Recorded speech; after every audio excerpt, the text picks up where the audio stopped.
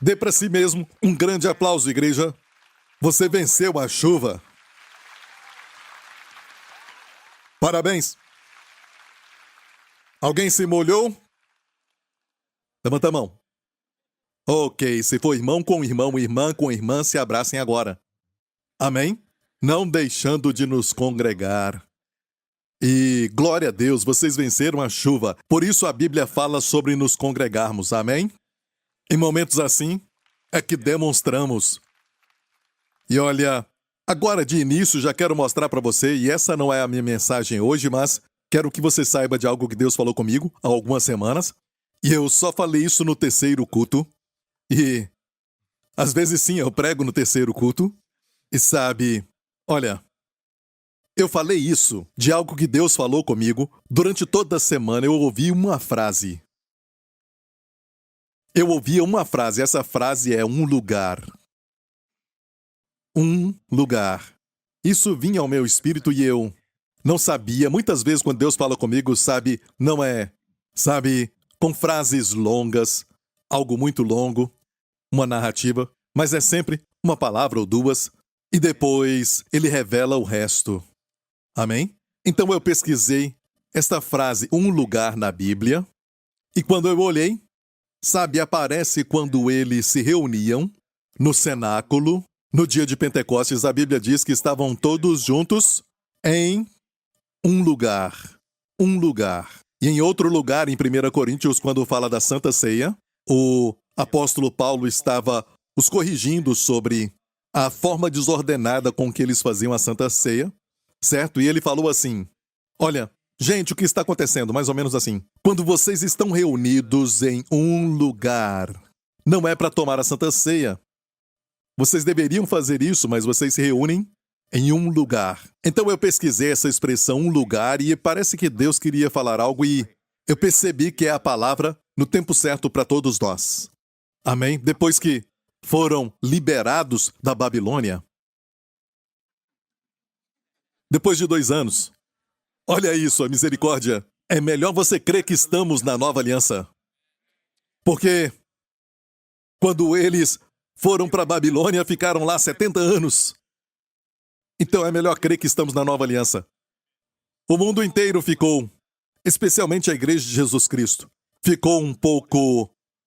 Por um momento, Deus permitiu que ficássemos restritos nos nossos movimentos, ficamos confinados a um lugar e ficamos num cativeiro, podemos falar. Quantos se sentiram num cativeiro por 2 anos, quase 3 anos, certo? E agora fomos liberados e é por isso que a Bíblia é incrível. Aquilo que já foi é também o que há de ser. O livro de Eclesiastes diz... Podemos ver alguns padrões ali de como viver na Babilônia. Agora estamos vivendo, em um certo sentido, numa nova ordem. No mundo inteiro agora tem uma ordem e fazem as coisas, sabe, de uma forma mundana. Mas temos que educar os nossos filhos da maneira de Deus. Amém? E você pode educar os seus filhos na Babilônia, sim. Sadraque, Mesaque, Abednego e Daniel foram educados muito bem. Amém? E viveram para Deus, andaram com Deus. Amém? Eram uma força, um testemunho para Deus, dentro daquela Babilônia. Talvez eu vou fazer uma série de mensagens sobre como educar na Babilônia. Apesar dos seus valores, aprendemos com o livro de Daniel em como educar os nossos filhos na Babilônia. Deus disse, durante esse tempo de cativeiro, sabe, você não pode desesperar ou ficar deprimido.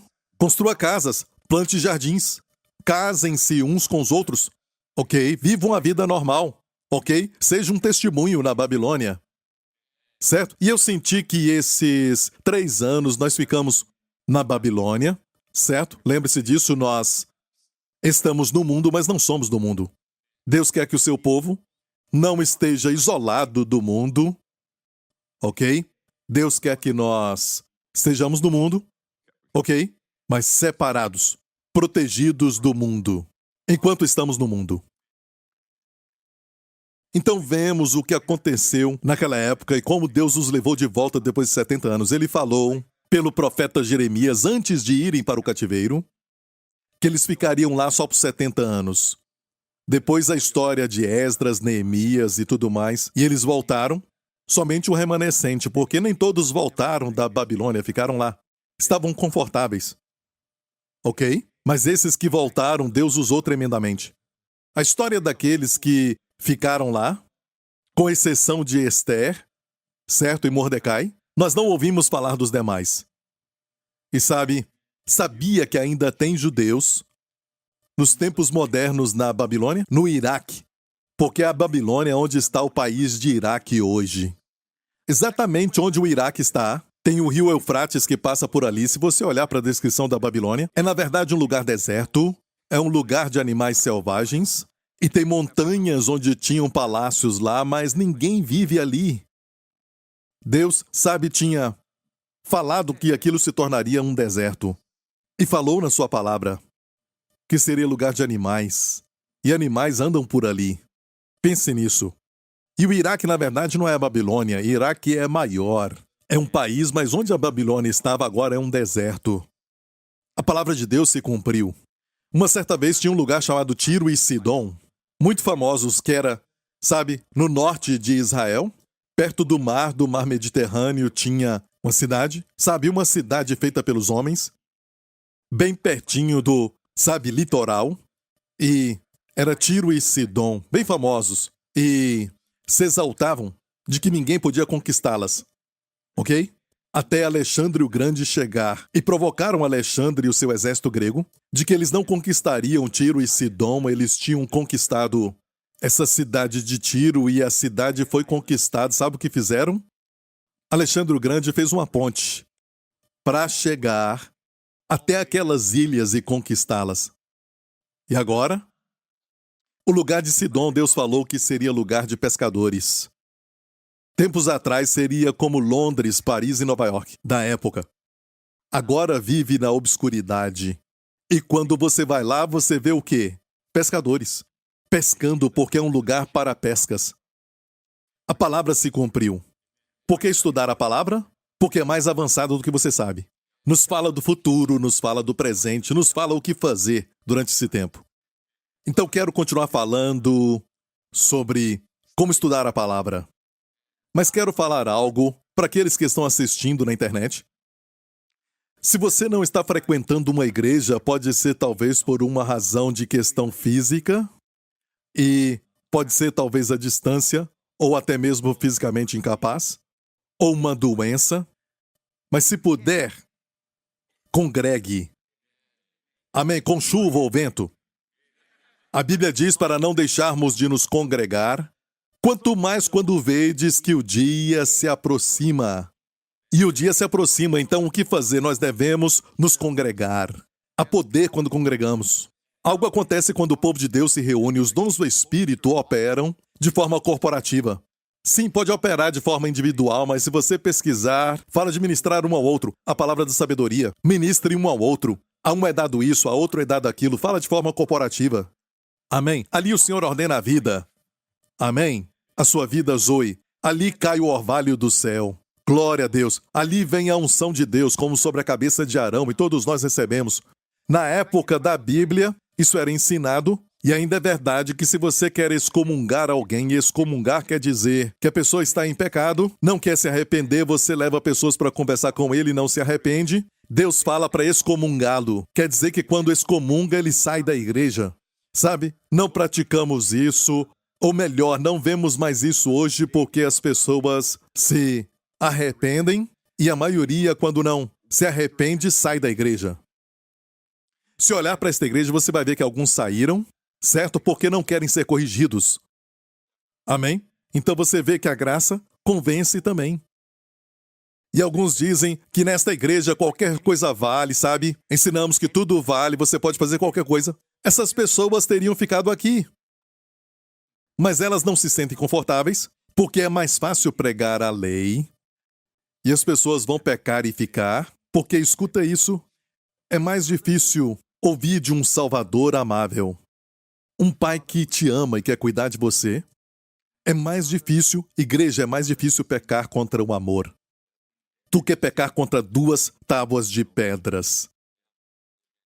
É mais fácil se rebelar num ambiente legalista. Mas é difícil se rebelar sob a graça. Se não quer ouvir mais, do amor de Deus, a pessoa sai. Porque convence muito. A bondade de Deus te leva ao arrependimento. Amém? Então, naqueles dias, se alguém saía da igreja, era como se estivesse sendo entregue nas mãos do diabo. Lembra do endemoniado gadareno? A Bíblia diz que ele estava no cemitério perto de Gadara, onde ele se cortava. Isso está acontecendo hoje. As pessoas acham que, sabe, é um problema psicológico.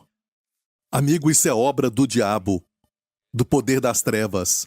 Se você gosta de se cortar, de se machucar, e alguns sentem prazer, certo? Quando faz isso consigo mesmo. Sabe, é algo sadístico, mas tem o poder das trevas por trás disso. Quando você se machuca, sendo precioso para Deus, você é precioso para Deus. Ele deixa as 99, o bom pastor deixa as 99 ovelhas para te buscar. Mas o diabo, você sabe que ele te odeia. Ele te odeia porque você é feito à imagem de Deus. Então vemos o endemoniado de Gadara se cortando. Outra coisa, ele andava nu, sem roupa. Qualquer tendência, irmão e irmã, de despir as roupas, é obra do inimigo. Amém? Porque você foi feito de uma maneira linda e maravilhosa. E tem uma dignidade e beleza sobre o seu corpo. Amém? A Bíblia não diz que o seu espírito é o templo de Deus, mas diz que o seu corpo é o templo de Deus. Amém? E o templo de Deus é santo, santo quer dizer lindo, separado, glorioso. Amém? Sem nenhuma mácula. Então, se você honra a Deus com o seu corpo, a Bíblia diz que devemos glorificar a Deus com o nosso espírito e nosso corpo, que são de Deus. Amém? Você vai ter saúde, não só ter paz por dentro, amém, descansar, mas vai ter saúde. E Deus vai cuidar do seu templo. Eu disse, Ele cuida do seu templo. Amém? O endemoniado de Gadara cortava a si mesmo, estava nu, e ele chorava. Chorava o tempo todo, angustiado, triste, deprimido. Tudo obra do diabo na vida de uma pessoa. E a Bíblia diz assim, ele andava sozinho. Ele andava sozinho. Então, quando você se põe, sabe, fora da igreja de Deus, fica sozinho. Nas mãos do inimigo. Não fomos feitos para vivermos sozinhos. Amém? Nós temos um aprisco. Amém? Até eu mesmo, você ouviu um amém? E tem um verso na Bíblia que quando Jesus falou, ali fala que trovejou. É sério, isso está na Bíblia. Se você pesquisar que ele falou e trovejou, você vai encontrar, amém? Amém? Um lugar, o Senhor se agrada quando nós estamos em um lugar. Amém, igreja? Diga um lugar. Amém? Não deixa ninguém te enganar. Não deixe uma briga de marido e mulher te impedir de chegar aqui. Saiba que é normal e diga, sabe, olha, não é sua culpa, nem a minha culpa. Ei, é culpa do inimigo, pode culpá-lo. Amém, glória a Deus. Certo? Acontece, alguns brigam no caminho. Certo? Você sempre me atrasa e por isso nós não pegamos um bom lugar no estacionamento, sabe? Certo? E isso é normal, isso é muito normal, amém? Alguns olharam para baixo, não sei porquê. Dos meus líderes. Ok, glória a Deus, você está pronto? Isso, não deixando de nos congregar, quanto mais quando vedes que o dia se aproxima.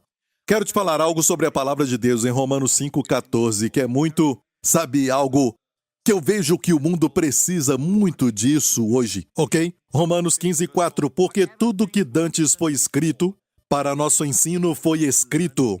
E, basicamente, está falando do Antigo Testamento aqui, mas a Bíblia toda, lógico, foi escrita para o nosso ensino, mas, especificamente aqui, Paulo, então, está dizendo para as pessoas de Roma, os crentes que estavam em Roma, que tudo aquilo que foi dantes escrito foi escrito para o nosso ensino. Certo? Para que pela paciência e consolação das Escrituras tenhamos o quê? Esperança. Olha, para que esperança, pastor? Eu vou mostrar para você o que a esperança bíblica é. A esperança bíblica não é, eu espero que sim, espero que aconteça. Realmente espero que aconteça. Não. Quando tem esperança bíblica, vai acontecer. E Deus quer que você aumente a sua esperança. Esperança bíblica. A palavra elpis, no grego para esperança, só se lembrar de Elvis e trocar o V pelo P e você tem elpis. Amém? certo? E é bom. E eu te digo isso, nunca vai falhar. Amém? O seu jugo será despedaçado. Amém? Você pode chacoalhar. Chacoalhar é até dançar, mas... Você chacoalha, mas a rocha onde você está é inabalável. Esteja plantado em Cristo, a rocha eterna. Amém? Então diz... A definição de ELPS é uma expectativa positiva com alegria. Uma expectativa do bem para o futuro. Temos que viver assim. Temos que viver a vida com uma expectativa alegre, confiante sobre o bem.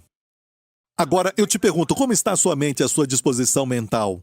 Você está pensando, vai ser um bom futuro, eu vejo coisas boas no futuro? Ou você se enche daquilo que a mídia está dizendo? O que o mundo fala, e muito disso é negativo, baseado naquilo que está acontecendo no mundo, como agora mesmo a guerra entre a Rússia e a Ucrânia, a situação com a China e a América e também os problemas financeiros. Estamos entrando em uma recessão, provavelmente o ano que vem, e tudo isso, estes pensamentos, estão agora dominando a sua mente? Porque vai ficar assim, com a ausência de esperança. Se não tem ELPS, amém? Acorda todo dia deprimido. Certo? Se sente para baixo. Não fica querendo nem trabalhar. Está mais cansado do que antes. Amém? E olha para o seu casamento, a sua família, e você se sente cansado, se sente com uma sensação de desespero. Está deprimido, você está deprimido. A depressão tem várias formas, mas talvez é falta de esperança. Se tem pouca esperança, tem um pouco de depressão. Sem esperança, depressão total.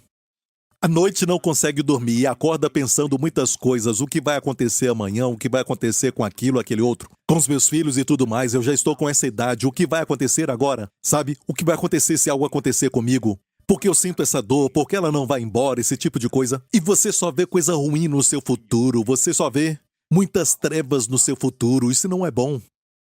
É ausência de esperança. Onde encontra esperança, Pastor Prince? Aqui, ele disse, para que pela paciência e consolação das Escrituras tenhamos esperança. Toda vez que eu leio a Bíblia, sabe, eu saio dali dizendo, a vida é boa. Amém? Até, por exemplo, vamos falar da recessão. Se você sabe ou não, o mundo está indo para uma recessão. Ok? Estamos vendo falta de alimentos, que já está acontecendo por causa desta mudança climática e igreja. A Bíblia já declarou isso, que quando o homem continua pecando, a terra se rebela. Em alguns países, em países que não creem em Deus, amém, e com muito sangue derramado, eles têm até mesmo muita terra, o país pode ser até grande, mas a comida raramente cresce naquele país. Tem que importar comida para o país. Por quê? O solo está amaldiçoado, está se rebelando. Toda a criação está gemendo pela manifestação dos filhos de Deus.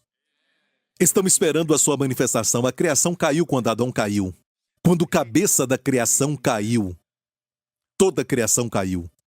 Por isso as vacas mugem, e os gatos miam, e os macacos pulam. Amém? Tudo isso porque o homem caiu. Porque tempos atrás, os animais falavam. Imagina o gato de manhã. Oi, bom dia. Certo? Imagina como seria. Amém? Aham. Uau! Isso é verdade, toda a criação caiu. Vemos algo assim com a jumenta de Balaão. A jumenta falou com ele, você se lembra? E alguém disse que Deus pode usar um jumento para falar. A jumenta não falou a favor de Deus. Deus não usa jumento para falar. Usa profetas. A jumenta falou, por que você bate em mim? Não era Deus falando. Era a jumenta falando para si mesma. Deus abriu a boca da jumenta, ou seja, no começo, os animais falavam. Por que você me bate assim? Por que a comida é a mesma todo dia? Imagina o cachorro falando isso. Amém? A criação caiu. Olha, quando você estuda, por exemplo, a recessão e você olha para a Bíblia, onde está a esperança? Você a encontra onde a Bíblia fala sobre a fome. A Bíblia sempre fala sobre fome. Nós somos abençoados com a bênção de Abraão, E só porque você tem a bênção de Abraão, olha para Abraão. E você sabe que nós falamos que temos a bênção de Abraão por causa da história de Abraão. Se você é semente de Abraão, então você é abençoado. Você tem a bênção de Abraão porque você é semente de Abraão. Você é semente de Abraão porque Cristo veio da linhagem de Abraão e Deus disse: em Cristo todas as nações serão abençoadas. E se você está em Cristo, você é semente de Abraão. E olha para Abraão, ele passou por fome? Sim. Só porque ele era abençoado não quer dizer que ele não iria passar, ser isento da fome. Não, ele passou pela fome. Deus quer que você passe para mostrar para o mundo. E o mundo vê que não estamos isentos, mas vencemos. Nós vencemos. E toda vez que você lê sobre Abraão e o seu filho Isaque, Isaque é incrível. A Bíblia diz que no ano de fome, ele semeou e ele colheu 100 vezes. De forma tal que os filisteus ao seu redor, os descrentes, tiveram inveja, ficaram com ciúmes dele. Ele tinha um casamento saudável. Ele amava sua esposa.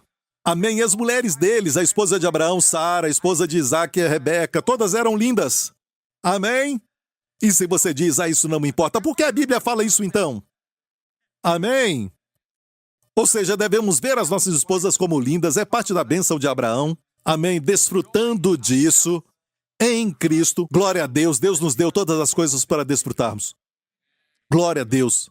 Amém. E você encontra esperança olhando para esses patriarcas e como viveram na fome, o que fizeram durante a fome e como o Senhor os abençoou. E você é semente de Abraão e tem esperança. Não importa quão pior fique, Deus cuida de você. Só porque você é dele. Posso ouvir um amém? E falando da bênção de Deus, certo? Tudo aquilo que pertence à piedade e à vida.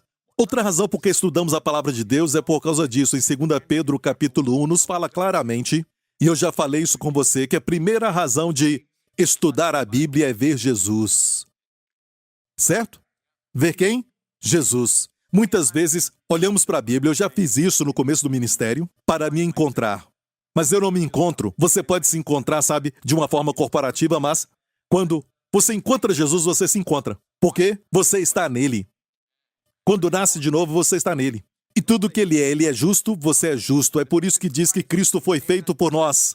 É para o nosso benefício saber quem Cristo é, o que ele tem, do que ele tem posse. Glória a Deus. Amém. Somos co-herdeiros de Cristo. Ele foi feito por nós, para o nosso proveito, podemos falar. Ele foi feito a nós sabedoria, justiça, santidade, até santidade. Cristo é a nossa santidade. Joseph Prince não tem santidade própria. Cristo é a minha santidade. E quando eu creio nisso, isso se manifesta nas minhas ações, na minha vida, sem eu estar consciente disso. O pior tipo de santidade é aqueles que tentam ser santos, sabe? Se esforçam para isso. Eu tento ser humilde, viu como eu me encurvo? Amém? Eu falo bem baixinho. Amém? Não ria. Amém? Isso cheira mal. É falso. É falso. Não é real. Verdadeira santidade. Você diria que Davi foi santo? Davi era humilde quando ele viu aquele filisteu que desafiava o Deus de Israel? Amém? Colocando medo nos soldados de Israel. E ele olhou para o filisteu e disse: hoje o Senhor vai te entregar nas minhas mãos, eu vou cortar a tua cabeça e dar o teu corpo para as aves do céu. Era soberba daquele garoto? Parece que sim.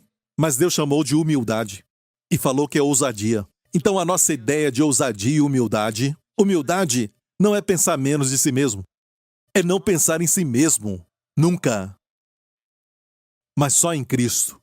A minha esperança está nele. Onde achar isso? Não nos livros do mundo, mas na Bíblia. Posso ouvir um amém? Quanto mais vê Jesus, isso acontece. Em 2 Pedro 1, graça e paz vos sejam multiplicadas pelo conhecimento de Deus e de Jesus, nosso Senhor. A estrutura do grego ficou assim. É como se falasse Jesus, o nosso Senhor. Na verdade, Jesus, Deus e Senhor. Conhecimento de Deus, de Jesus como Deus. Certo? Conhecimento ali no singular é a mesma pessoa. Ele é Deus e Senhor. Você entendeu? E é assim também que Kenneth Wuest, o erudito do grego, fala. Uma pessoa, Jesus, nosso Deus e Senhor. É isso que acontece quando você lê a Bíblia e vê Jesus. Graça? O que é a graça? Sabemos que é o favor imerecido de Deus. Isso se torna seu. Se torna seu. Amém. e se torna seu, sabe como? Em qual medida? Leia o que está dizendo ali. Graça, favor e merecido multiplicados. Quantos querem mais graça? Sim, a graça pode ser multiplicada, ela pode sim aumentar na sua vida. Você pode crescer gradativamente na graça, por exemplo, quando diz sobre, sabe, Maria diz mulher altamente agraciada. Amém? Também fala da multiforme graça, ou diferente tipo de graça. Amém? Também fala sobre Jesus quando ele crescia na graça. Então tem um aumento. Quantos querem uma multiplicação de graça na sua vida? A cena é assim. Olha, quando a graça vem sobre você, você não sabe o que está acontecendo. É o favor de Deus. Não é porque você é esperto, você é muito inteligente, você conhece todas as coisas e sabe como fazer tudo, e faz de todo o projeto um sucesso. Mas olha, as coisas acontecem quando tem que saber, você sabe. Amém? E às vezes vem quando você estuda, e às vezes vem até mesmo por intuição. Eu estava estudando sobre Adão recentemente e eu pensei, como Adão sabia o nome dos animais, ele podia falar o nome deles corretamente. A Bíblia fala isso, mas imagina as espécies que ele teve que nomear um por um. A mente de Adão era algo muito incrível. A ciência mesmo diz que usamos só 10% do cérebro. Amém? Mas a mente de Adão era incrível. Ele deu nome a todos os animais, como ele sabia. E até as plantas ele tinha que cuidar ali do jardim do Éden e tudo mais. Deus deu essa tarefa para ele, ele não ficava deitado numa rede. Certo? Era o paraíso, mas Deus disse para ele o quê? Para que ele cuidasse daquela terra, certo? Lembra disso? E de onde então ele tirou todo aquele conhecimento? Porque ele não tinha uma escola para aprender, entendeu? Ele não foi para nenhuma escola. Ele não teve pai. O seu pai era Deus. Nós aprendemos com os nossos pais e quando vamos para a escola, adquirimos conhecimento, mas algumas coisas foram colocadas nele. Vemos um exemplo disso em Bezaliel, que foi escolhido para construir os móveis do tabernáculo, o tabernáculo de Moisés. Deus disse, eu o enchi, Bezaliel, como Espírito de Deus e de sabedoria, entendimento, conhecimento, para trabalhar com todo tipo de arte. Então Deus pode colocar algo em você que você nunca teve antes. Como eu, quando estava na escola, não na primeira série, nem no jardim de infância, mas no colégio, eu era um gago. Ok? Eu não falava direito. O professor me pedia para ficar em pé e ler, eu gaguejava. E toda a turma ria. Mas um dia Deus pôs. Eu pude perceber claramente a diferença quando Deus me deu o dom. Quando Deus te dá o dom, aquele dom te levanta. Sabe, é como uma boia na água. Sabe, você fica flutuando sem ficar fazendo força. Você descansa na boia e a boia então vai te levantar. Como quando a boia te faz flutuar. Você descansa e flutua. E não afoga. E o dom é bem assim, ele te sustenta. Amém? Eu sei que é um dom, igreja. Sabe, a comemoração do aniversário agora, todo o sucesso, toda a bênção e tudo que você vê, é por causa do dom da graça de Deus. Certo? Não é por causa de Joseph Prince com a sua inteligência? É. Obrigado por não falar amém tão alto pela inteligência. Mas definitivamente não é minha inteligência. O pastor Mark é inteligente. Mas eu, amém, tenho, graças a Deus que Cristo é feito para mim, sabedoria. Amém, Cristo é feito para mim, sabedoria. Aqueles que acham que Cristo não é sabedoria para eles, funcionam na sua própria sabedoria e pegam Cristo para outra coisa como justiça, mas não sabedoria. Para mim, eu tenho que ter tudo de Cristo. Cristo, para mim, é a minha sabedoria. Antes de aconselhar alguém, eu sussurro bem baixinho e digo, Senhor, Tu és a minha sabedoria. Amém? Oro baixinho. Porque eu sei que eu não consigo, com todo o meu tempo de ministério e conhecimento, aconselhar alguém com sucesso. Amém? Você entendeu tudo isso? A Bíblia que você carrega é importante. Você tem uma Bíblia? Mostra a sua Bíblia. Isso. Agora. Não bata em quem está perto de você, mas olha isso, olha para todas essas Bíblias. Glória a Deus. Ainda é minoria, certo? O resto agora é tudo digital. Portanto, a sua bênção vai ser digital. Ok. Então, um grande benefício é que a graça, o favor é multiplicado. Não só aumenta, multiplica. Número 2. Outra coisa multiplicada. O que é? Em grego, Irene, paz. Paz é multiplicada. Irene, cariz e Irene são multiplicadas. E se você olhar para o Antigo Testamento, você sabe que ele foi escrito em hebraico. Diga hebraico. O Novo Testamento é em grego. E o Antigo Testamento, então, seria Shalom. Diga Shalom. E se pesquisar Shalom, Shalom não é só paz na mente. Sabe, não ficar deprimido, mas é uma paz agressiva que guarda a sua mente e o seu coração de preocupação e ansiedade. Glória a Deus, precisamos disso. Amém? Uma paz agressiva que guarda a mente e o coração. Você está sempre em paz. Certo é a paz Shalom. Não só isso, Shalom também é plenitude. Leia. Shalom quer dizer que você tem saúde. Está bem ajustado. Você também fica livre de toda doença. Com Shalom não tem doença. Geralmente, quando você não tem paz por muito tempo, você fica doente. Os médicos falam de estresse. Você está estressado, esticado, você não está descansando. Uma doença, certo? Shalom impede isso, porque afeta o seu corpo. Posso ouvir um amém?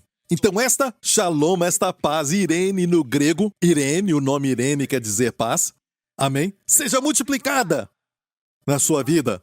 Como? Tudo isso vem, graça e paz vos sejam multiplicadas pelo conhecimento de Deus e de Jesus, nosso Senhor. É conhecer Jesus, ou ver Jesus, porque esse conhecimento é uma revelação. É a palavra epignosis. Epic quer dizer, gnosis é um conhecimento normal, mas epic com gnosis, epignosis é uma revelação, um conhecimento exato, conhecimento que só vem de Deus. Quando lemos a Bíblia, isso acontece. E aconteceu com Pedro. Não porque era inteligente, porque Jesus o corrigiu porque ele pensou que era ele. Jesus perguntou, quem os homens dizem que eu sou? Alguns dizem que tu és Jeremias, um outro discípulo disse, alguns dizem que tu és João Batista que ressuscitou. E tudo mais, Jesus perguntou, quem vocês dizem que eu sou? E Pedro falou e disse, tu és o Cristo, o Filho do Deus vivo. Jesus ficou impressionado e disse, bem-aventurado és tu, Simão Barjonas, porque não foi carne e sangue que te revelou isso. Eu diria, você nunca saberia de si mesmo.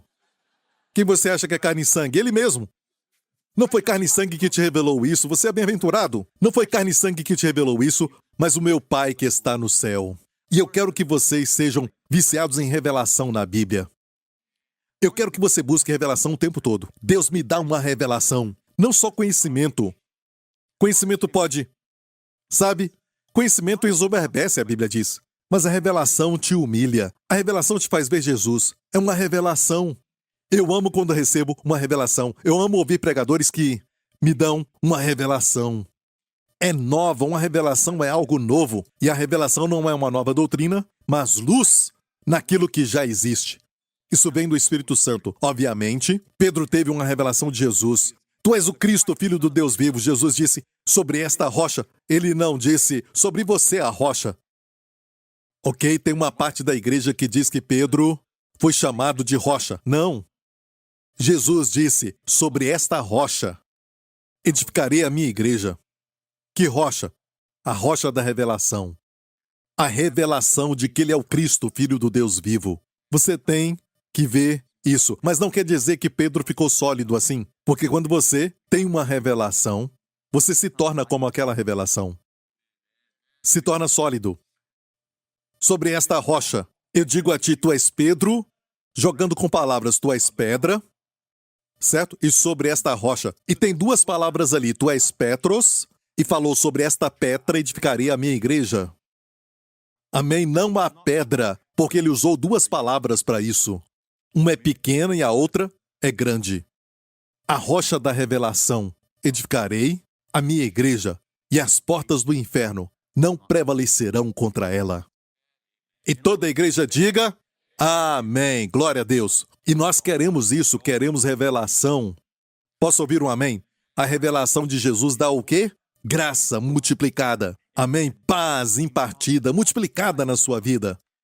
E o que acontece quando você negligencia a palavra, o pecado te afasta da Bíblia ou a Bíblia te afasta do pecado?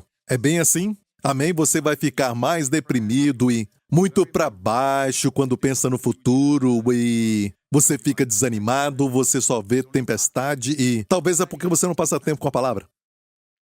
Mensagem de domingo é boa, Mas só isso não basta, nem só de pão viverá o homem. Como você come o pão? Ou arroz?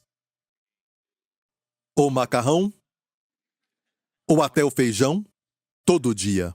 Você não come pão só uma vez por semana. E Jesus falou isso: o homem não pode viver somente de pão, mas de toda palavra que procede da boca de Deus. E toda a igreja diga: ok. E quando você vê isso, você quer ver Jesus mais e mais. Você quer ver mais Jesus, certo? E ele está em toda a Bíblia, sabe? Como quando Deus falou para Abraão: toma o teu filho, teu único filho, Isaque, e o coloca no altar. Deus não falou Isaque, Deus falou: toma o teu único filho, o filho a quem tu amas. Espera um pouco. Abraão, na época, tinha 2 filhos, não é? O mais velho, que era Ismael, filho de uma escrava, certo? E o outro filho com a sua esposa, Isaque, de Sara. Mas Deus disse: toma o teu filho, teu único filho, teu único filho. Isso porque os olhos de Deus não reconhecem aquilo que nasce da carne, mas o que nasce do Espírito. Número 2, Deus estava falando de outro filho. Único filho parece com filho unigênito. Deus amou o mundo de tal maneira que deu o seu filho unigênito. Amém? Quando você lê isso, e você vê Jesus, certo? Ou lê isso e diz: Deus quer que eu sacrifique o meu Isaque. O que é o meu Isaque? O seu Isaque é que você passa muito tempo no Netflix e coloque o seu Netflix no altar.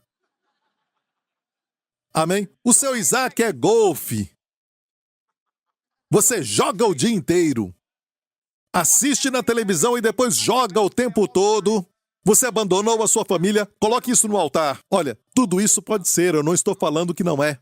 Algo que podemos aprender, mas não é a principal, razão para esta passagem.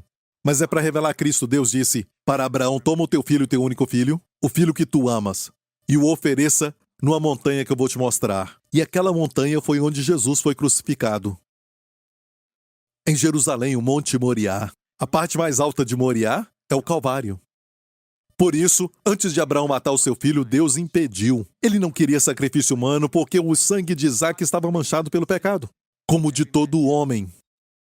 Deus queria ver se ele ia obedecer. E Deus o parou e disse: agora eu sei que tu me temes ou tu me amas. Agora eu sei que tu me adoras. Por quê? Porque não me negaste o teu filho, o teu único filho. E Deus mostrou para ele um carneiro. Eu creio que Abraão teve uma visão, porque eu sei, porque Jesus depois disse para os fariseus: Abraão se alegrou em ver o meu dia. Quando foi isso?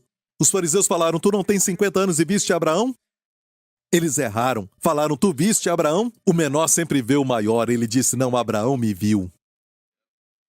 Abraão se alegrou em ver o meu dia. Depois ele disse: antes de Abraão, eu sou. Antes de Abraão, eu sou.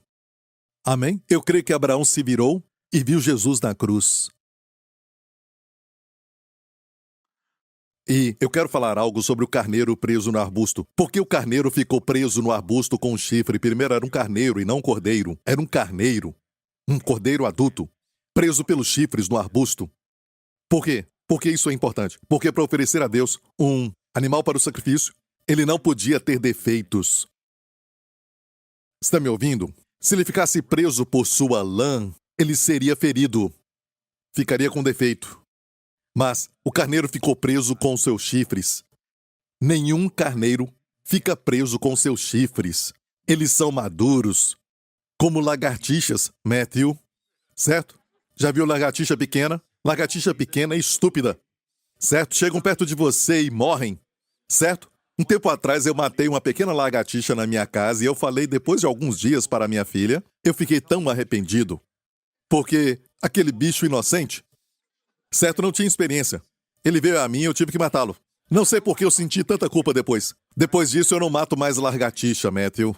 Certo? As grandes são mais maduras, ok? E elas realmente ajudam, a se livrar de muitos insetos na sua casa, igreja. Amém? Nenhum amém. Tudo bem. Ok. Mas já percebeu que as pequenas lagartixas são inocentes, chegam perto de você? Certo? Um carneiro, você sabe que ele já é maduro. Nenhum deles vai de cabeça no arbusto. Ele fez de propósito. Ele queria ficar preso. Jesus entregou a sua vida voluntariamente. Sem defeito, a oferta Tinha que ser sem defeito. Amém? E eu me lembro anos atrás, quando a Jéssica tinha uns 2 anos de idade, ela teve uma infecção viral, muitos anos atrás, e eu até chorei um pouco porque eu vi os médicos aplicarem a injeção nela, no hospital para crianças, e os médicos falaram que tinha que levar ela de volta. Eu não sabia qual era o problema, eu estava orando e fiz tudo o que eu podia. Então eu fui estudar a palavra. Precisava de esperança. Quase nunca abro a Bíblia em qualquer lugar. E tudo bem se você abre a sua Bíblia em qualquer lugar, de vez em quando. Tenha cuidado, porque se abrir ali e falar, sabe, Judas se enforcou, depois abre de novo e diz, vai, faça tu o mesmo, certo? Não faça isso, ok? Então, eu desesperado adotei essa medida e disse, Deus fala comigo. E eu abri e caiu em Gênesis 22, a oferta de Isaac. E eu li aquilo. E de repente eu vi o quanto Deus ama o seu filho. Ele disse, vou entregar o meu filho, o meu único filho, o filho que eu amo, por você. Amém? E hoje podemos falar para Deus, porque enquanto tinha uma voz que impediu Abraão de matar o seu filho, nenhuma voz impediu Deus naquele dia. Ele entregou seu filho por você, certo? Você nunca vai saber o quanto Deus te ama até saber o quanto Ele ama o seu filho, porque Ele entregou seu filho por você. E eu li aquilo e vi o quanto Deus amava o seu filho e fiquei perdido naquela história de amor. Naquela passagem, me esqueci que a minha filha estava chorando ali, e até me esqueci que a minha filha estava doente. Eu fui lá orar e buscar uma resposta de Deus, e fiquei perdido na história da Bíblia, e vou te mostrar na prática como ver Jesus pode trazer resultados práticos na sua vida, até cura, que eu estava buscando para minha filha. Então eu vi quanto Deus me ama, e quanto Ele ama o seu filho e entregou o seu filho. Agora posso dizer para Deus, agora sei que tu me amas, porque não negaste o teu filho, o teu único filho, a mim. Amém? Como Deus falou para Abraão, agora eu sei que tu me amas, tu me temes, porque tu não me negaste o teu filho, o teu único filho. Para Deus a oferta foi entregue. Amém? Quando eu vi aquilo, comecei a chorar. Que amor tão lindo! Nenhuma novela que você assiste chega perto. Amém? A razão de você se casar é para demonstrar Jesus, que ama a sua igreja. Eu falo um mistério. É sobre Cristo e a igreja. Por isso ele fez o casamento. Ah, então o nosso casamento é Jesus e a igreja? É o nosso casamento? Não. O casamento é assim. Você veio depois. Então Abraão e Isaac é o pai e o filho. Este amor, e a palavra amor foi primeiramente mencionada na Bíblia ali em Gênesis 22, o amor do pai pelo filho. A segunda vez é 2 capítulos depois de Gênesis 22, que é o 24, que é a história do noivo e a noiva, o noivo e a noiva, certo? E a palavra amor é usada. Então é Jesus e sua noiva, romance. É o amor de homem e mulher. Amém? E o capítulo 24 fala do Espírito Santo, aquele servo que procurou uma esposa para o filho do mestre. Isso já acontece por 2000 anos na Terra. O Espírito Santo ainda está formando a noiva para o filho que em breve virá e levará a noiva para sua casa. Certo, é uma tradição judaica. A tradição judaica não veio antes de Deus. Deus instituiu essa tradição para demonstrar o seu estilo de fazer as coisas naqueles dias. Quando um rapaz ia casar, ficava noivo, ele ia construir a casa esperando o momento. E o pai decidia quando ele ia casar. Você ia casar, mas não sabia quando. O pai dizia, vai agora e pega a sua noiva. Ele ia pegar a sua noiva, e a noiva talvez não estivesse pronta. A noiva não sabia qual era o momento, mas ela ficava pronta toda a noite. Amém? É o que estamos fazendo agora. Esperando isso acontecer. Como um casamento de um judeu, a qualquer hora ele virá. Amém? E foi só a introdução. E enquanto eu chorava, a Jéssica parou de chorar no outro quarto. E ela foi curada, ela dormiu e no dia seguinte estava completamente bem. Só de ver Jesus. Em vez de ficar preocupado com a minha filha, eu estava preocupado, mas agora, distraído agradavelmente pelo Senhor, para ficar pensando em Cristo, focado em Cristo, e de repente ela foi curada. Aquilo que eu estava fazendo, orando por ela, declarando a cura e tudo mais, veio de forma sobrenatural quando eu foquei em Jesus. Por isso esse verso diz Certo? Aqui tem uma vírgula. Graça e paz vos sejam multiplicadas pelo conhecimento de Deus e de Jesus, nosso Senhor, vírgula. Visto como o seu divino poder nos deu tudo, diga tudo. Que diz respeito a quê? A vida e a piedade. Muitas pessoas falam de piedade. Muita pregação no mundo inteiro hoje, falando de piedade, piedade. Certo? Essa sempre foi a ênfase no corpo de Cristo. Isso é maravilhoso. Mas a parte que não é enfatizada é a respeito da vida. Pensam que Deus só é bom para depois da morte. Amém? Vou falar com Deus quando estiver prestes a morrer. Você não sabe qual será o seu dia. E você não tem Deus. Certo? Cuidado. Certo? A promessa é para agora. Ele nos deu poder para quantas coisas? Para tudo que pertence não só à piedade, mas para a vida. Vou fazer uma pergunta. Sabe a provisão, a bênção, importa para a vida? Sim. Olha, a piedade nós entendemos, porque já tem uma abundância de pregação sobre isso, que fala desse assunto. Mas a vida, ninguém fala. Quase ninguém fala de cura. Você ouve muito disso aqui, nessa igreja? E uma razão por que enfatizo é porque eu quero que o mundo saiba. Amém? Deus nos deu todas as coisas para desfrutarmos. Amém? Deus nos dá tudo que diz respeito à vida e à piedade. E ainda coloca a vida primeiro. E Jesus falou, não se preocupe com o que comer, o que vestir, porque o Pai sabe que você precisa de tudo isso. Amém? Busque primeiro o reino de Deus, e essas coisas não chegarão a ti. E toda a igreja diga, ele não falou isso. Ele disse, buscai primeiro o reino de Deus, e essas coisas serão o quê? Acrescentadas, parece multiplicação também. Deus conhece a matemática. Amém? Acrescentada e não subtraída. Quando você coloca o reino de Deus em primeiro lugar, essas coisas serão acrescentadas. Amém? E que tipo de coisa ele tinha acabado de nos falar? Sobre o que devemos comer e vestir, coisas materiais. Você entendeu tudo isso? Certo? Então, viu isso diz respeito à vida e à piedade? E mais uma vez enfatiza como um sanduíche, porque termina com como tudo isso acontece pelo conhecimento daquele. Outra vez epignosis, conhecimento de revelação, que nos chamou pela sua glória e virtude. Uau! E toda a igreja diga, amém! É por isso que quando eu escuto uma mensagem ou estou numa igreja, eu fico esperando uma revelação nova sobre Jesus. Eu não quero que o pregador fique falando coisas e somente me dê um pouco de conhecimento da Bíblia aqui e lá. Eu quero ver Jesus. É por isso que eu posso te dar conhecimento bíblico também, mas a primeira lei sobre interpretação da Bíblia. Ok? Hermenêutica é isso. Essa lei, número 2. Próxima lei, número 3. Essa lei. Não, eu quero falar com você sobre o que Deus me falou. E eu gosto quando isso é prático também. O que vai te ajudar. E eu sei que nós enfatizamos da última vez sobre ver Jesus, mas quero te fazer lembrar de novo. Amém? Número 1 é ver Jesus.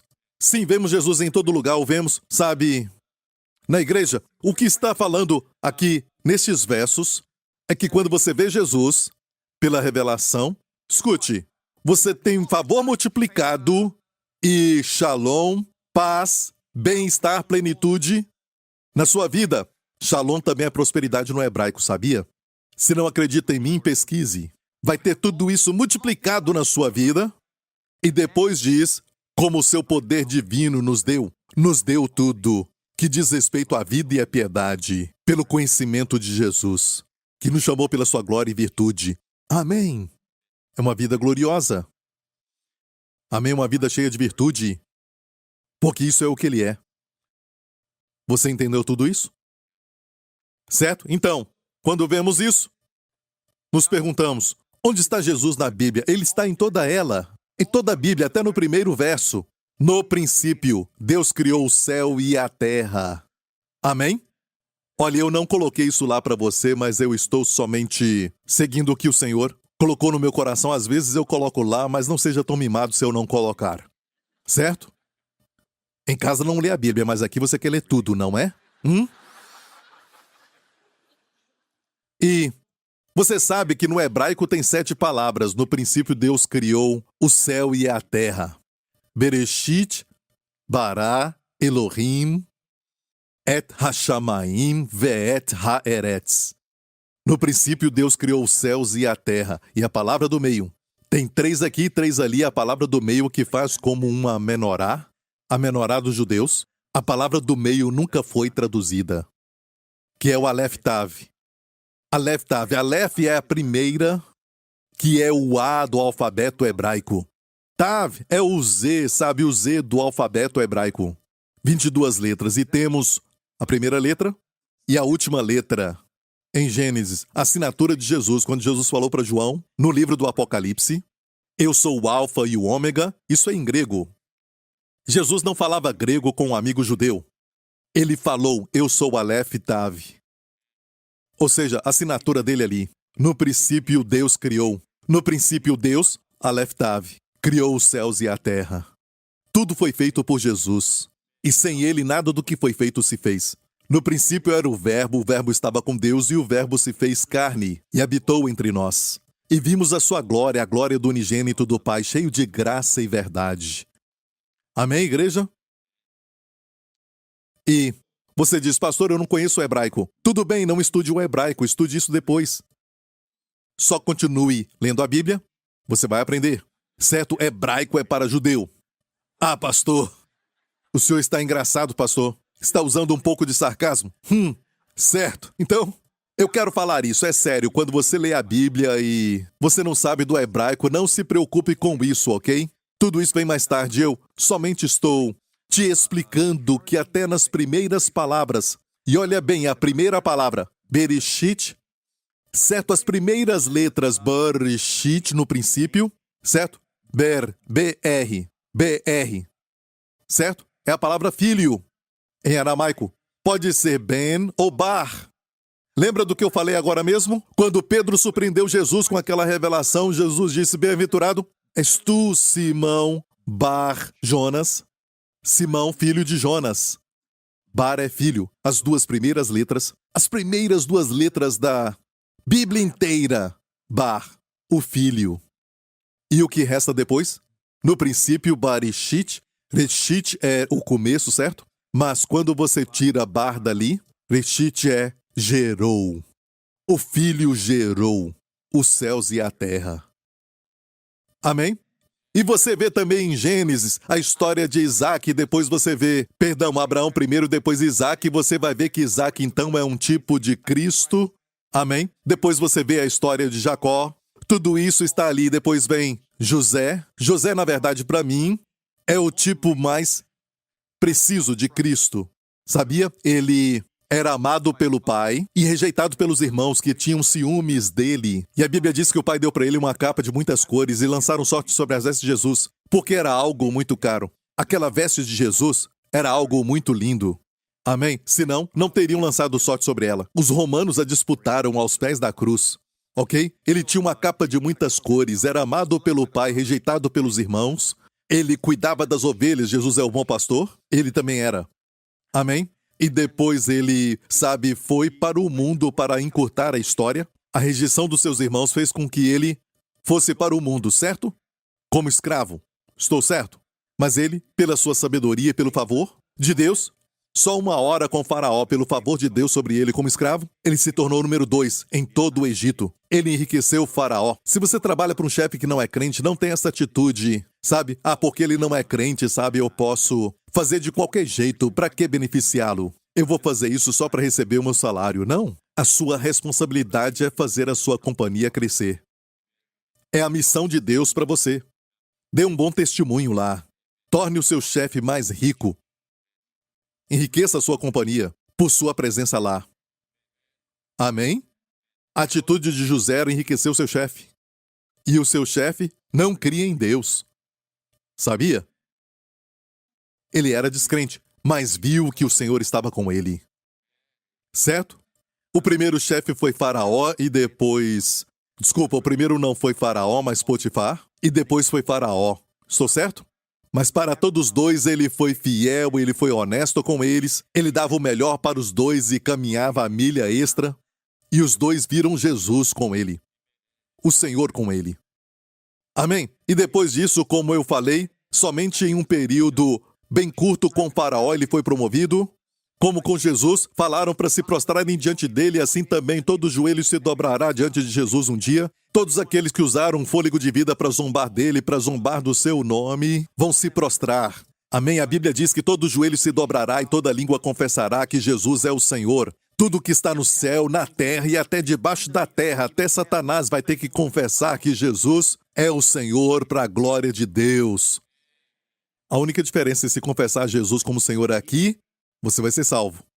Depois disso, ainda vai confessar, mas não vai ser salvo.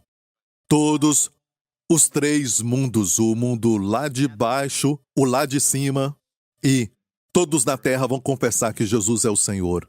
A Bíblia diz, e Faraó disse, por onde ele for, prostrem-se e confessem que José é como vice-faraó. Amém? E também ele viu seus irmãos, na sua primeira aparição para os irmãos, na primeira vinda de Jesus. Israel estava cego, não o viram como Messias e o rejeitaram como José e seus irmãos. Os seus irmãos o viram e não o reconheceram. Mas depois que eles voltaram, na sua segunda aparição, eles viram que era ele. E ele estava dando pão para o mundo. Jesus é o pão da vida. Então as histórias estão escondidas ali. Amém? E José casou com uma noiva gentia, não com uma judia, ela era gentia. Por 2000 anos, Jesus se casou com uma noiva que, na maioria, é feita de não-judeus, de gentios. Isso é você. Sorria. Os homens são abençoados. Nós podemos ser noivos e noivas. Amém? Isso é José. E, enquanto Israel ainda está em trevas, a Bíblia diz, essas trevas são temporárias. A Bíblia diz isso. Um dia todo Israel será salvo. E o que aconteceu na segunda aparição, a segunda vez que José se apresentou aos seus irmãos, ele se revelou. Ele falou para eles, eu sou José. E como ele usou o seu poder para se vingar deles? Por tê-lo lançado no poço e vendido, o venderam por 20 peças de prata. Jesus foi vendido por 30 moedas de prata, por Judas. Os paralelos das histórias são incríveis. Amém? E como ele usou o seu poder? De uma forma vingativa? Não. Ele disse, se aproximem, irmãos. Se aproximem. Vocês planejaram mal contra mim, mas Deus transformou isso em bênção, para salvar muitas vidas hoje. Se aproximem e choraram. Amém? Nenhuma novela que você assiste chega perto disso, não é? Tem romance, tem muita beleza ali, aleluia. Quanto mais você lê, mais vai gostar. Certo?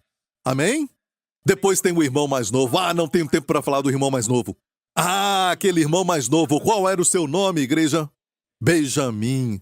E eu sei que Deus falou para uma pessoa muitos anos atrás sobre a geração Benjamim. Amém? Você o conhece? Você devia ouvir essa mensagem que ele pregou.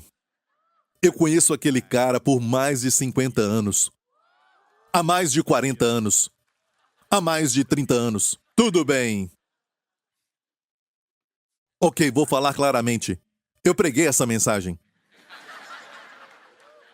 Isso é para aqueles que não estão aqui há muito tempo. Eu falei de mim mesmo, ok?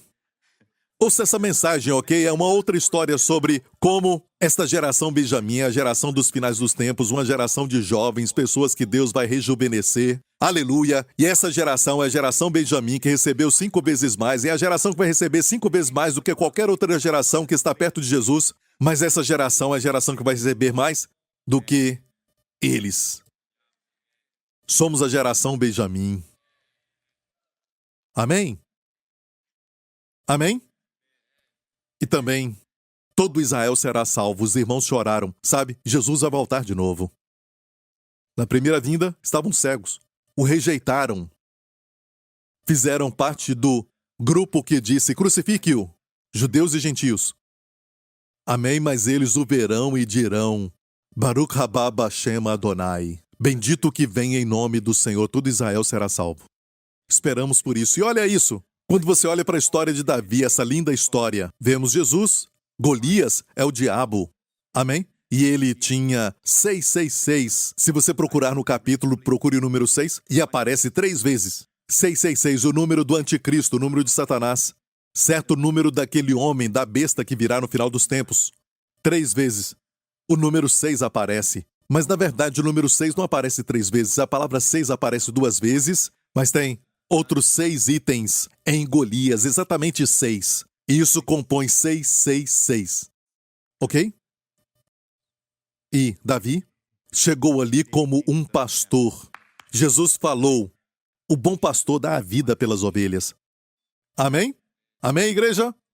E você, quando lê, fica alegre. Quando vê Jesus e você diz, certamente eu gosto de histórias de que não é favorito ganhar. Sim, você pode ver isso nessa história, você pode ver romance, drama, pode ver tudo isso nessa história, mas vá mais fundo e veja Jesus.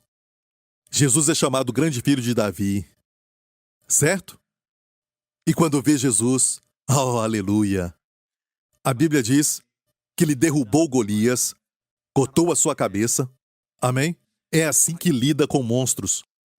Você não beija a garota depois de derrubar um monstro, porque senão ele se levanta. Enquanto beija a garota, você pode beijá-la depois, pode beijar a igreja depois, certo? Davi sabia disso. Ele cortou a cabeça. Depois que corta a cabeça, o monstro não pode se levantar. Essa história de zumbi não existe, certo? Você já viu num filme? Quando vão se beijar, aquele monstro se levanta. Eu nem gosto desses filmes, sabe? Eu gostava disso, mas não consigo dormir. Eu fico vendo a face do pastor Mark e eu tenho que me arrepender, sabe? Mas escute.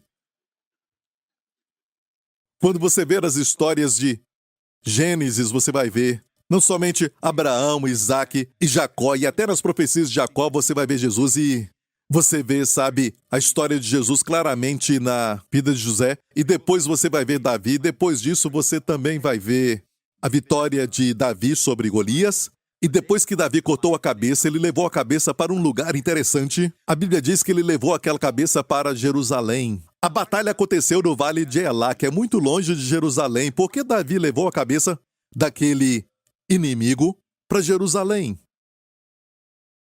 E naquela época, Jerusalém não era a capital de Israel, sabia? Ela era dos jebuseus e Davi, então, depois a conquistou dos jebuseus. E, obviamente, ele não a levou ali para a cidade de Jerusalém porque os jebuseus estavam ali. Ele colocou a cabeça fora de Jerusalém. Olha, por anos eu pesquisei e achei a resposta. Porque Jesus foi crucificado no lugar chamado Lugar da Caveira. Amém? Foi o lugar onde Davi enterrou a cabeça de Golias. Porque Deus falou para ele, senão porque ele traria ali. Deus deve ter falado com ele. Ele enterrou a cabeça ali, certo? Aquilo se tornou um monte. E muitos anos depois, 1000 anos depois, Jesus veio e foi crucificado no lugar chamado Lugar da Caveira, Calvário. E Davi venceu um inimigo natural. Um inimigo natural. Jesus venceu por nós um inimigo maior. A primeira profecia da Bíblia, quando Deus falou para Adão e Eva depois de pecarem, a semente da mulher. A mulher não tem semente. O nascimento virginal profetizado, a semente da mulher vai esmagar a cabeça da serpente. Deus disse ao diabo. E ali no Calvário, Jesus foi pendurado na cruz, carregando os nossos pecados. E literalmente, a cabeça de Golias estava lá embaixo. Ele esmagou um Golias maior por você e eu. A cabeça da serpente. A profecia se cumpriu. O grande campeão venceu. Aleluia! Amém? E se formos em frente ao livro de Juízes, e se você se perguntar, sabe, um famoso juiz, diga um juiz famoso da Bíblia. Você sabe desde a infância, um juiz famoso. Sansão, certo?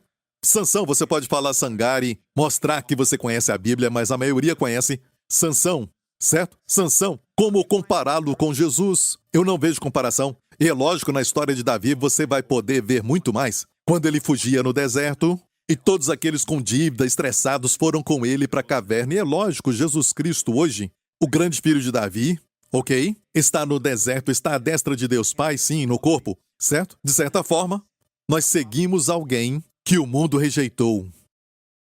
E se formos fiéis, como os homens que se tornaram valentes, como eu falei agora, os valentes, aqueles que estavam com dívida, desesperados e descontentes, todos eles foram a, sabe, Davi, na caverna, é eu e você hoje. Amém? Hoje vocês são os valentes de Davi. Quem eram os valentes? Eram os estressados com dívida e descontentes. Todos nós. E nos reunimos com aquele que mata o gigante. Amém? E como ele, o contemplamos e nos tornamos como ele. Mais tarde, um deles matou 200 de uma vez só. O outro matava 100 de uma vez só. O outro lutou contra os filisteus, guardando o seu campo de lentilha, até que a espada ficou grudada na sua mão.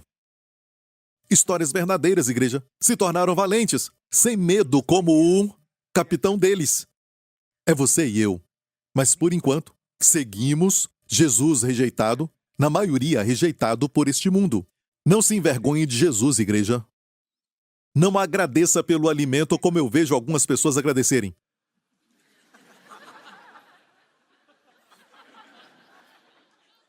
Amém. Não, fique em pé e diga, obrigado! Não, lógico. Não estou falando isso. Amém? Não faça como o pastor Mark.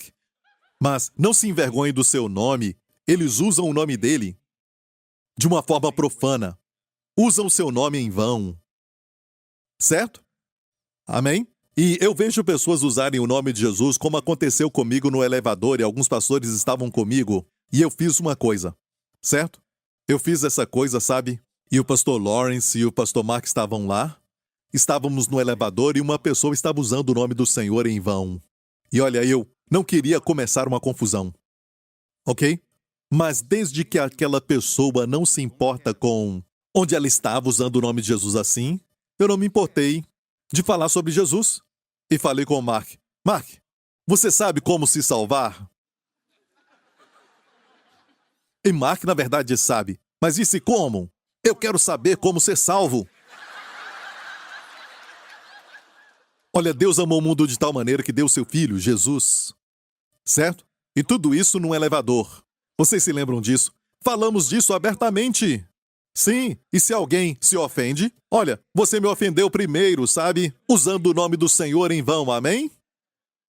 Eles falam que tem liberdade de falar, eu tenho liberdade de pregar também para o meu amigo. E no final, Mark foi salvo de novo. E agora você o veio gloriosamente salvo. Amém? E olha, para aquele que veio pela primeira vez, eu tenho que falar isso. Você é salvo uma vez. Ok? Pode até desviar mais tarde, mas olha, só é salvo uma vez, ok? Glória a Deus. E eu creio que quando você é salvo, é salvo. Aleluia. Glória a Deus. Mas na história de Jesus, como vê Jesus ali? Deixe-me terminar com Davi primeiro. Davi foi rejeitado. E todos que o seguiram durante a sua rejeição assumiram posições quando ele reinou. Quando ele subiu ao trono.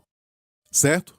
Ficaram todos com ele. E Jesus prometeu para vocês que ficaram comigo quando eu fui testado. Você se assentará comigo. Sabe disso? Quando ele voltar. Amém? Ele falou para os 12 apóstolos. Outro foi colocado no lugar de Judas. Eles terão 12 tronos para julgar Israel. Nós vamos julgar a terra. Amém? E também os anjos caídos, mas isso é para outra mensagem. Então, escute isso. Davi gerou mais tarde Salomão, seu filho. E Salomão foi uma figura de um reino glorioso. Não teve que fugir, não correu, não teve falta. Amém? E ouro se tornou como as pedras nas ruas. Todas as taças eram feitas de ouro. Prata, pedras preciosas, a casa era coberta de ouro, a madeira era de cedro do Líbano. Fala de prosperidade, fala de qualidade, que é um tipo de Jesus quando ele voltar. E ele vai reinar e vamos reinar com ele. Amém? Então tudo isso que passamos aqui não é nada comparado com a glória que em nós há de ser revelada. Amém. Aleluia. E olha, na verdade, eu preparei mais para pregar para você em como estudar a Bíblia. Mas eu acho que eu preciso de enfatizar esse princípio de ver Jesus. E quando vamos ao livro de Juízes, como ver Jesus? E eu vejo, Salomão, não Salomão, Sansão, Shimshon em hebraico, Sansão sendo um mau exemplo. Sim, onde é mau, você não tem como comparar Jesus. Às vezes vemos o tipo no contrário. Como ele fez aquilo amarrando os rabos das raposas, porque estava irado com os filisteus. Foi uma coisa de criança, ele fez isso, ele amarrou os rabos de 2 raposas, e ele pegou muitas raposas e amarrou as raposas, e ele colocou no rabo delas uma tocha de fogo, e acendeu aquilo, o fogo, e a soltou no campo dos filisteus. e queimou o campo dos filisteus. E eles perguntaram, quem fez isso? E falaram, Sansão. E ele entrava em toda a confusão. Certo? Em vez de atacá-los diretamente, ele fazia isso. Como comparar com Jesus? Jesus não era assim, certo? O princípio é que ele enviou de 2 em 2 para evangelizar o mundo. Comparando, ao contrário, onde houve destruição, houve vida. Como no dia de Pentecostes, quando a lei foi dada, 3.000 morreram. No contrário, o Pentecoste na Nova Aliança, em Atos 2, Deus deu o Espírito e 3.000 pessoas viveram. Então, às vezes, encontramos Jesus no contrário. E isso? Eu me lembro que eu li para minha filha quando ela tinha 4 anos, certo? Com 3 ou 4 anos, eu li para ela a Bíblia e eu estava lendo e falando de Sansão, ok? E é lógico que eles fazem algo diferente para criança, certo? Mas ali tem uma imagem de Sansão empurrando as colunas, e eu li isso e eu disse, Jéssica, sabe o que ele fez? Ele colocou as mãos nas colunas e ele empurrou! E ele matou tantas pessoas, a Bíblia diz. Ele também morreu, mas ele matou com a sua morte mais do que ele matou durante toda a sua vida. E ali estavam todos os principais dos filisteus. E eles morreram. Estavam ali zombando dele. E eu fiz isso quando eu falei, ele fez assim. E eu percebi, oh meu Deus, ele fez assim. Com a sua morte, ele salvou mais do que ele curou e salvou quando ele estava vivo. Aleluia! Glória a Deus! E ele ressuscitou dos mortos e está vivo hoje, amém? À direita de Deus Pai, nosso sumo sacerdote. Posso ouvir um amém? Está aprendendo? Você está sendo abençoado? Certo? Não se esqueça. A primeira coisa é ver Jesus. E você vai ver que tem tantas coisas escondidas na Bíblia, não tenho tempo de falar de todas elas. Às vezes está ao contrário, às vezes está certo. Até no mesmo personagem pode ter o contrário. Como Moisés que subiu ao monte, Jesus também subiu ao monte. Deus enviou Moisés para ser o redentor de Israel quando eram escravos, certo? Sabia que pela primeira vez o rejeitaram? Certo? Então vemos a mesma história, mas tem um contraste. Como quando diz que a lei foi dada por Moisés, mas a graça e a verdade vieram por Jesus Cristo. É por isso que, igreja, você não está sob a lei. Sob a lei quer dizer que Deus olha para o que você faz por Ele. O que você faz por Ele, o que faz. Não, estamos sob a graça. Deus olha para o que Cristo fez por nós. E a sua resposta ao que Cristo fez. Certo? A lei é fazer o certo, a graça é crer correto. Não me interprete mal. Quando você crê o certo, você faz o certo. Amém? Você entendeu isso? Certo? Espero que isso te coloque no caminho certo e nós vamos, talvez, continuar essa série em como estudar a Bíblia. Você quer isso? Ok. Acene para mim se você quer isso. Ok. Você vai voltar para este lugar? Ok? Volte para este lugar. Amém?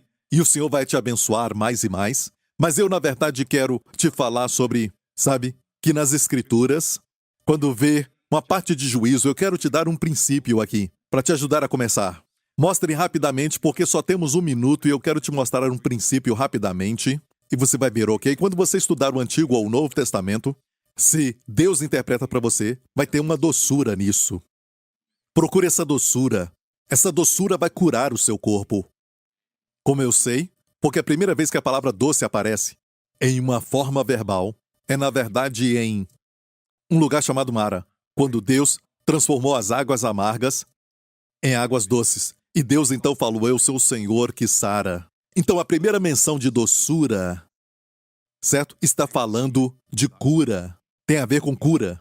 Quando você lê a palavra, tem que procurar isso. Ezequiel 3, rápido, certo? Depois me disse, filho do homem, come o que achares, come este rolo e vai e fala à casa de Israel. Naqueles dias, a palavra de Deus estava em rolos. Eles tinham rolos. Hoje é um livro. Sabe o que Deus fala deste livro? Não é para você só estudar. Ok, estamos falando de como estudar a Bíblia, certo? Mas não é só para você estudar, como se fosse na escola. Muitas vezes não vai achar doçura. É para se alimentar. Comer. A natureza de se alimentar. Até as porções de julgamento você pode extrair doçura como o mel da pedra. Você vê julgamento, mas vê misericórdia ao mesmo tempo. E então, estude até você achar doçura, até encontrar doçura naquilo. Porque olha, come este rolo. Veja, não é estudar, mas come este rolo. Come este rolo e vai e fala à casa de Israel. Então abri a minha boca e me deu a comer o rolo, a palavra. E disse-me, filho do homem, dá de comer ao teu ventre, e enche as tuas entranhas deste rolo que eu te dou. Então o comi e era na minha boca doce como mel. Para os pregadores, esta é a sua passagem. Alimente com a palavra, com este rolo, e depois alimente as ovelhas. Certo? Mas como conhecer a palavra? É como um mel, não tem como explicar, é como um mel. Você experimentou mel quando eu falei? Tem mel ali. Aqueles dois no caminho de Emaús falaram do coração aquecido. O coração aquece quando ouvimos a palavra ser exposta como deve ser. Procure a doçura. Essa doçura é como quando se assenta aos pés de Jesus, em Cantares, capítulo 2, qual a macieira entre as árvores do bosque, tal é o meu amado entre os filhos. Quem é esse? É Jesus. Os filhos dos homens não se comparam a ele. Ele é totalmente amável. Certo? Desejo muito a sua sombra. Isto é como Marta e Maria. Certo? Maria se assentou debaixo da sua sombra. Isso mostra que ele também era muito alto. A sua sombra. E debaixo dela me assento. E o seu fruto, as palavras que ele fala, é doce ao meu paladar. É doce ao meu paladar. Eu estudei isso, mas às vezes eu recebo mais quando eu meditei nessas palavras e olhei como macieira entre as árvores do bosque. Certo? Tal é o meu amado. E Jesus é comparado com todas as árvores, sabe? A Bíblia o compara com uma macieira do bosque. Quer dizer que a maçã é comparada a Jesus. Quando Deus fez a maçã, comparou a Jesus. Quer dizer que a maçã é boa para comer. Faz algo com você. No hebraico é tafua, que vem da palavra quando Deus soprou sobre o homem. A palavra sopro, sabe? A palavra maçã vem da palavra sopro. Uma maçã por dia vai manter o médico longe. E se o médico é bonito e você é solteira, não coma maçã. Isso, adore ao Senhor, aleluia. Obrigado, Jesus. Curve a sua cabeça, feche os seus olhos, onde estiver. Amém? Amigo, a Bíblia é um livro tremendo. Eu quero encorajar primeiramente os crentes a criarem o hábito de ler a palavra. Amém? Tem doçura ali. E palavras agradáveis são como o favo de mel. Doce para a alma e saúde para os ossos. Saúde para os ossos. Palavras agradáveis. As palavras de Deus são agradáveis. Amém? São como o favo de mel. Salomão falou isso no livro de Provérbios. Doçura para a alma e saúde para os ossos. Doce para a alma. Alimente-se até encontrar doçura. Tem muita amargura no mundo. Muita tristeza neste mundo. Tem muita depressão. Tem muita escassez. Recessão. Tem muito coração ferido no mundo. Onde achar aquilo que é puro, aquilo que é pão de verdade, aquilo que realmente é substância que satisfaz? Só em um livro, a palavra de Deus. Eu oro em nome de Jesus, Pai, para que o Senhor dê a cada um que está escutando a minha voz o espírito de sabedoria e revelação, para que quando abrirem a Bíblia, Pai, possam ver a Cristo e coisas maravilhosas na Tua palavra. Eu oro, Pai, para que não fiquem na técnica e caiam debaixo da lei, na leitura superficial, mas possam ver o Evangelho em cada palavra.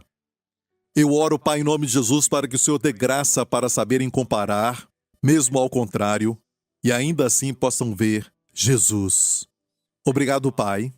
Que essas pessoas sejam pessoas, Senhor, como o casal no caminho de Emaús, e fiquem com o coração aquecido durante essa semana. Com o coração aquecido. Obrigado, Pai. Conceda isto, eu oro, em nome do Senhor Jesus. E se você não é salvo, você nunca aceitou a Jesus como Senhor e Salvador, como os irmãos de José que o rejeitaram, como aqueles que rejeitaram Moisés quando Deus escolheu Moisés como líder, eu oro para que você não seja um dos que rejeitam Jesus. Meu amigo, não aceitá-lo, não crer nele, é o mesmo que rejeitá-lo. E você diz, Pastor Prince, eu quero aceitar a Jesus como Senhor e Salvador. Se você quer isso, faça essa oração comigo. Diga isso de coração. Diga, Pai Celestial, Te agradeço por ter me dado o teu Filho, Jesus Cristo, que morreu na cruz pelos meus pecados e carregou não só os meus pecados, mas também as minhas doenças e as minhas dores. E no terceiro dia, tu ressuscitaste dos mortos. E tu ressuscitaste dos mortos, porque tu me declaraste justo aos teus olhos. Obrigado, Pai. Jesus Cristo é o meu Senhor, agora e para sempre. Em nome de Jesus. Amém. Se você fez essa oração, você é um filho de Deus, as coisas velhas já se passaram e tudo se fez novo na sua vida. Amém? Amém? Leia a palavra. Se não sabe como começar, pega o meu devocional, sabe onde temos uma palavra e um ensinamento com ela.